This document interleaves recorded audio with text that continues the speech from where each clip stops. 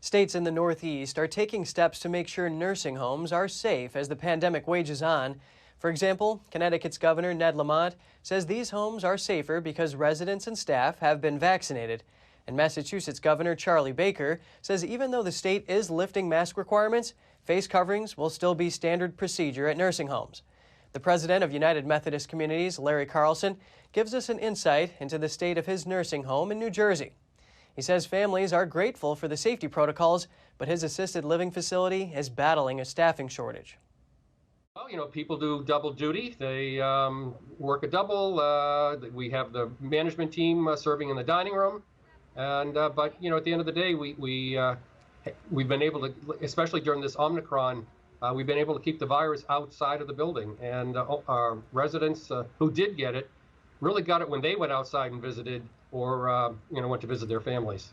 And our testing protocols was really what kept the staff from bringing it into the building, because right now the CALI score, which is the COVID activity level index for the entire state of New Jersey, is orange, and which means high.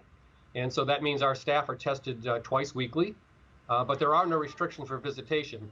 But we do offer COVID screening at the front desk when a person arrives to visit, and then a rapid test is offered. And it's been interesting that most of visitors will take the test voluntarily. And this has really been just such a tough time. What's the morale like for your seniors and also your staff? Well, our staff, a lot of our staff really treat their work more as a mission as opposed to than just a job. And so, they're committed, and then they come to work because they take care of these people. They have relationships with our residents. They care deeply for them. And so it's difficult. As I said, they're tired, but we persevered, and I think we really got through this Omicron variant, thankfully. So what are the biggest challenges that you have going forward? I know you mentioned staffing concerns. Well, for sure, the staffing is the biggest concern. It's just, and staffing challenges are all around, not just in healthcare.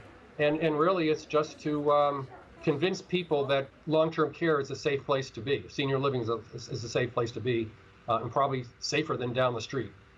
We have our testing protocols. We're offering a test to everybody who comes in to visit. Most people are taking it. Our infection control practices are really second to none. We're very thorough on making sure the environment is clean. During the pandemic, we purchased negative air pressure machines so that we were changing the air faster in our subacute area so that we could keep the environment safe. So first I want to ask, how have your finances been affected by the pandemic? Hopefully they haven't been too much. Well, obviously we have spent a ton of cash on personal protective equipment, PPE, the testing. They're $10 a test, right? And we've done a ton of them. And during the pandemic, when we were shut down, we were prevented from having people move in, and so that hit our revenue side. So it's been a case of revenue's down, but expenses are up. So yeah, we're spending more cash. Carlson said they have had success keeping families informed about new directives from the state's health department. They're able to do that through video calls. And he says families have been very engaged with learning about the new developments on those calls.